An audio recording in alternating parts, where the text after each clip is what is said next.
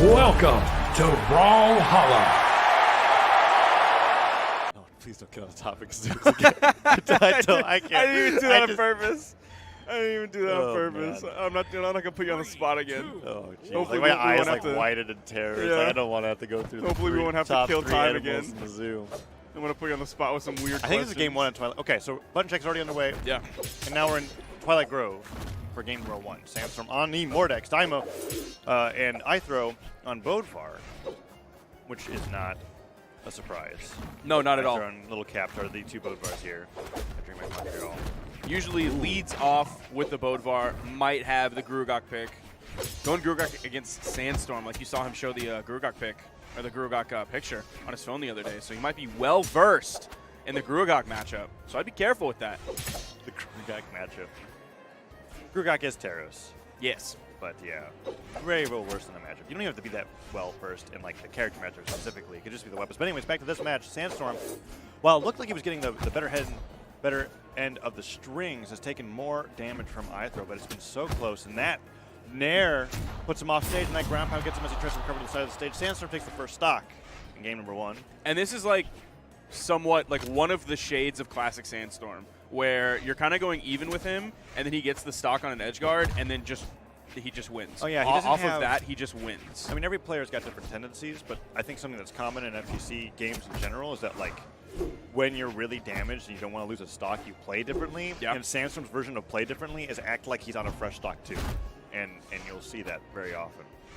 Whereas other players will be like, okay, I have to even this up now. And because they're playing that way, he takes advantage of it. Sandstorm, as we can see, like sidelighting him away, unarmed. Yeah. Well, on red. Finally, the scoop takes him away, but the damage that Ithrowow took is now in the orange. Sandstorm just now coming back, waiting for a weapon spawn, likely to pick up the gauntlets. He was on Scythe for a while. I don't think I saw him prime a weapon. No, he didn't. Ooh, nice job from Ithrowow. Man, he still swipes it. His weapon starving is good. I think if you're a player playing against Sandstorm, you need to weapon starve. Like, weapon starve as hard as you can against Sandstorm. Yeah, but at what point is it just like not worth to do if you're just getting hit all the time while starving, right? Like he picked up the hammer, he got punched away.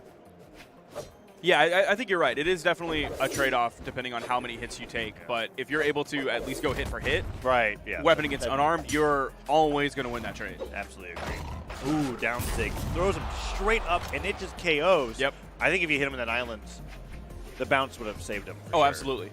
I don't know if he would have gone straight down, though. Probably would have. Mordex down sig is really good. Oh, that ground pound does actually hit him through the dodge. Oh! Double ground pound. Ithrowow. Really quick comeback there. Sandstorm just not respecting hammer ground pound. I think he thought he was going to dodge through it, but Yes. hammer ground pound lasts a while. Like it's not like if you just dodge through it, it's done. It moves slow enough. Yeah, that it'll just catch you at the very end.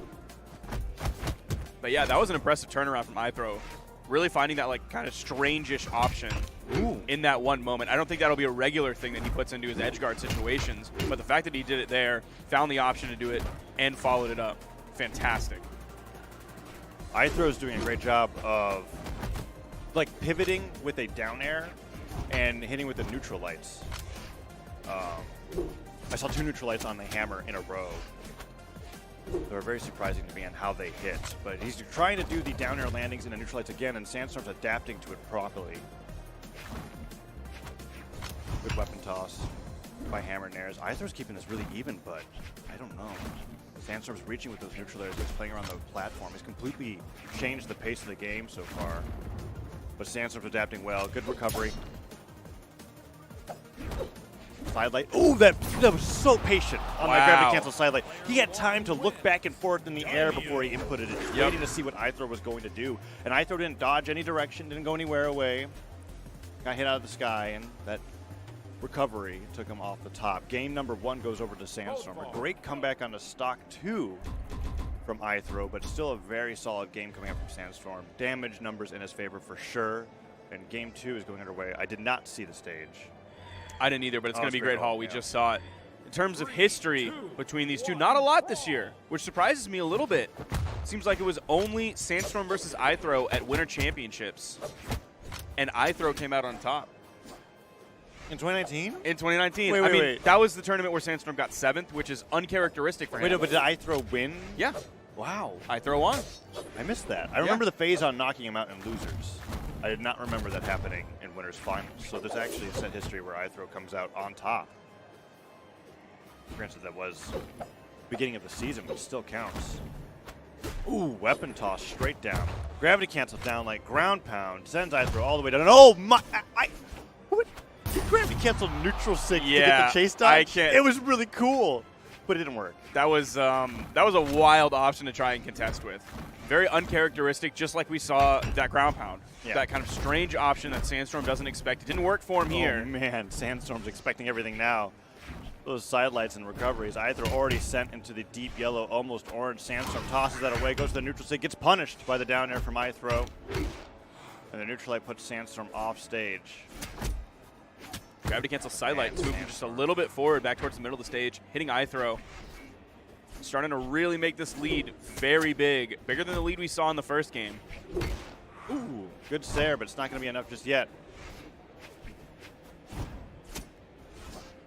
You see Ithrowow almost going back to the middle of the stage every time. That's the second time that Sandstorm's gone for the neutral sig on Mordex's scythe, and Ithrowow was able to punish with a jumping down air. That time taking him off the top.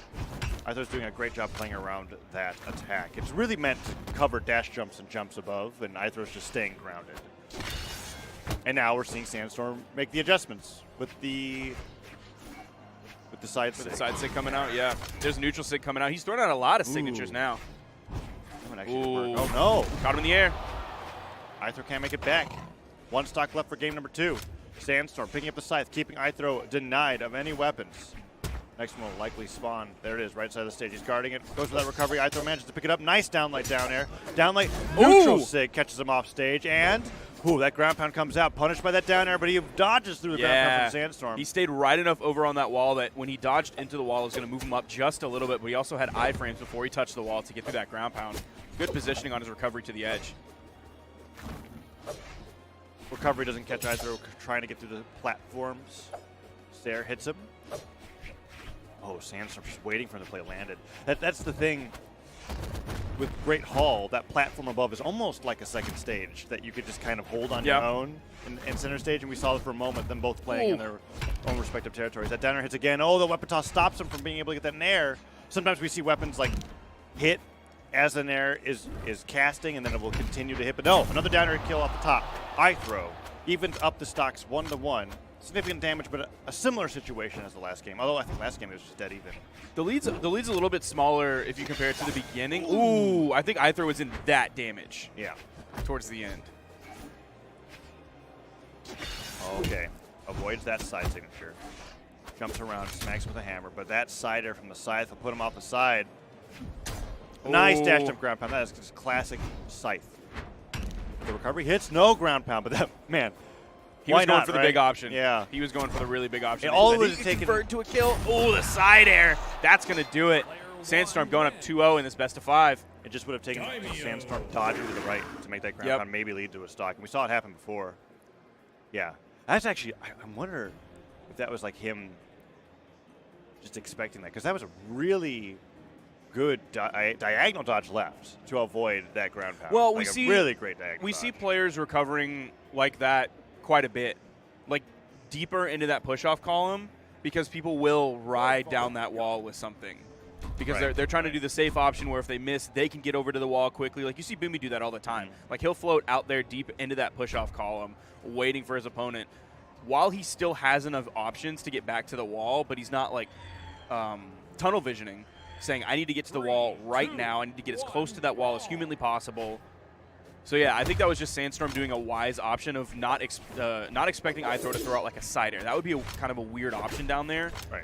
So that's the only thing that really would have hit him. Ithrowow would have had to gone the extra mile and like chase dodge directly up, and then ground pound to even cover that option. And so typically we would see something straight vertical, up or down. Yeah. The ground pound or the recovery.